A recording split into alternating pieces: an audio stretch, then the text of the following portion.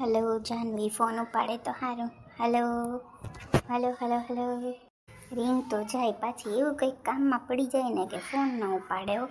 હમણાં તો 4-5 દિવસથી તો આવી નથી ઘરે. એને એમ ન થાય કે મારી રાહ જોતા હે જયદીપ. હાવ કેવી છે. હા હાલો. હા જાનવી, શું કરતી હતી? ગુડ મોર્નિંગ, કેમ છે? મજામાં ને? હે હા હા જયદીપ, કેમ છો? મજામાં ને? ગુડ મોર્નિંગ નથી, ગુડ ઇવનિંગ છે.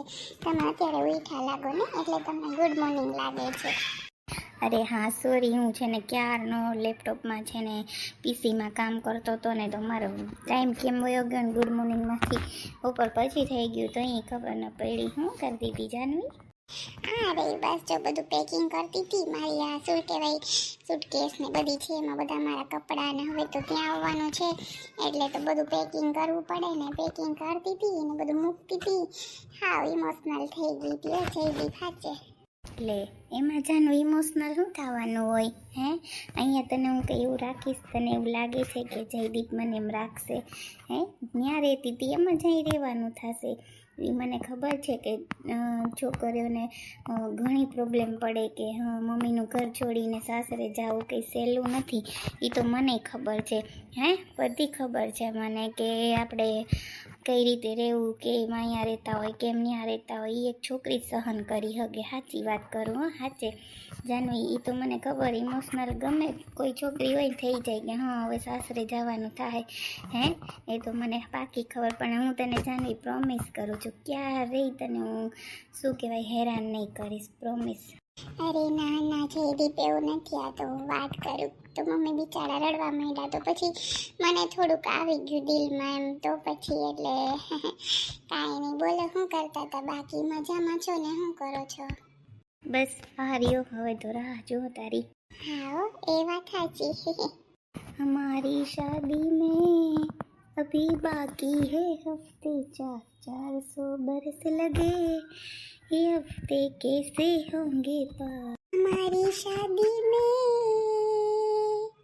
हमारी शादी पे अभी बाकी है हफ्ते 4 महीने बीत गए, ये दिन भी हो जाएंगे पार, न फिर कर पाऊंगी और करवा के इंतजार में यूं पहना दूंगी, ऐसे पहना दूंगी, हक से पहना दूंगी तुम्हें अपनी बाहों का साजन हो, बालम हो साजन हो, बालम हो। ऊपर जो देखो तो रोशन ही रोशन है, नीचे जो देखो तो तू आकाश पे रोशन है। हमारी शादी में अभी बाकी है हफ्ते 4। શું કરે જયદીપ? મમ્મી ને બધા હવે બહુ મસ્તી થઈ ગઈ હો. મમ્મી ને પપ્પા ને શું કરે? બધા મજામાં છે ને ત્યાં? હા બસ જો મજામાં છે. મમ્મી હવે આવવા જોઈએ. સોનલને ત્યાં ગયા હતા. સોનલને થોડુંક ઠીક નહોતું ને, તો મમ્મી કાલના ગયા છે. હવે આજે આવવા જોઈએ. તો એ જ કહેતા હતા કે બધી તૈયારી છે સોનલને આવું ત્યાં, એટલે એ જ કરતા હતા ત્યાં. તો મમ્મી હવે આવવા જોઈએ. બસ જો કાલે પછી સાંજે છે ને જમવાનું રેડી લઈ આવ્યા હતા. પપ્પા તો બહાર ગયા હતી, હું પછી ખાઈ આવ્યો હતો. મેં કીધું હાલને હવે જાનવીને ક્યાં હેરાન કરવી ફોન કરીને કે હું જમવા આવીશ ત્યાં. અરે એવું થોડું રખાય, આવવાય ને જમી જવાય ને. ના રે એવું કાંઈ ન હોય, મમ્મીને એવું કાંઈ ન હોય, આવી જવાય ને. તમે બહારનું ખાધું એના કરતાં કાંઈ વાંધો નહીં. આમ તો તમને બહારનું બહુ ભાવે ને કાં, એટલે હા એ તને બહુ ભારી ખબર કે બહારનું ભાવે જયદીપને. પછી તો ઘરનું જ ખાઈશ ચાલો. હા ખાજો ને, મને ઘરનું જ ભાવે. તમને ખબર છે ને, તમે ઘણી વાર કહેતા હોય હાલ આપણે બહાર ખાવા જાય. મેં એવું કીધું હોય કે ના હો અત્યારે નથી જવું, મને તો વધારે ઘરનું જ ભાવે છે. સારું લ્યો, મમ્મી આવે તો યાદી દેજો અને હું બધું પેકિંગ કરી લઉં મારું.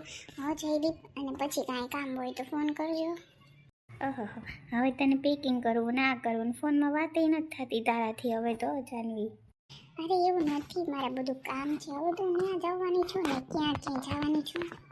હા એ વાત સાચી. સારું હાલ, વાંધો નહીં. તું તારું કામ કરી લે, હું મારું કામ કરી લઉં. આમ બધું છે એ બાકી. હો ભલે, હાલ ધ્યાન રાખજે. હો ઓકે બાય, જય શ્રી કૃષ્ણ. હા, જય શ્રી કૃષ્ણ.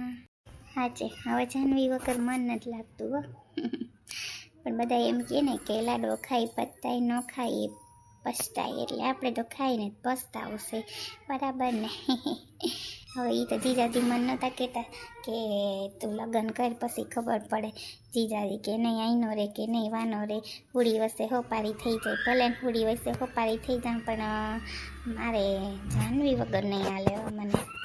અને મને તો કેવી સરસ મળી ગઈ, રૂપાળીને બહારની હોય એવી. બધા કહેતા ને કે જયદીપને શું થાય, જયદીપને શું થાય, બધા એમ કહે ને કે આનું શું થાય, એનું સારું થાય.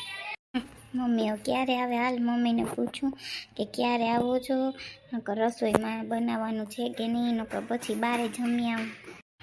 હા કેવા મમ્મી પણ હવે બેનને કેમ છે એ પૂછવું જોઈએ ને. એને ફોન નથી કર્યો કામની પાછળ, બધા નોતરાને તો દેવાઈ ગયા છે. હવે મમ્મીને આવે તો કંઈક ખબર પડે કામની.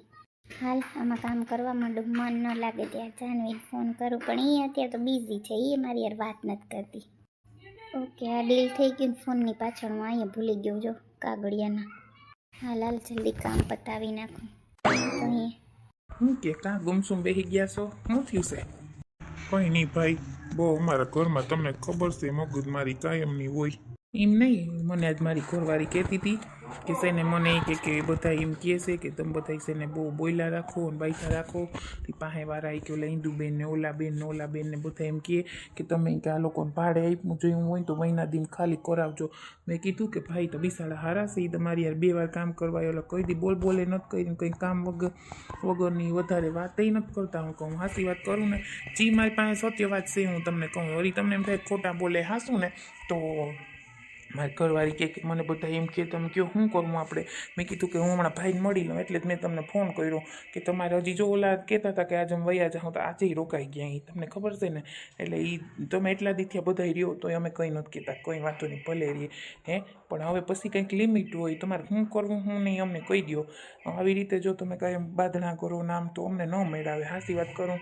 તમારી વાત સાચી છે, પણ હવે મારે કરવું હું લ્યો તમે મને કહો. મારે હવે શું કહેવાય કેને કે હું આમાં હવે રોકાઈ દો એ ન કહેવાય નહીં. એની બેન તો કાલ સવારમાં લગભગ વહી જ જવાની છે, એ લગભગ નથી રોકાવાની.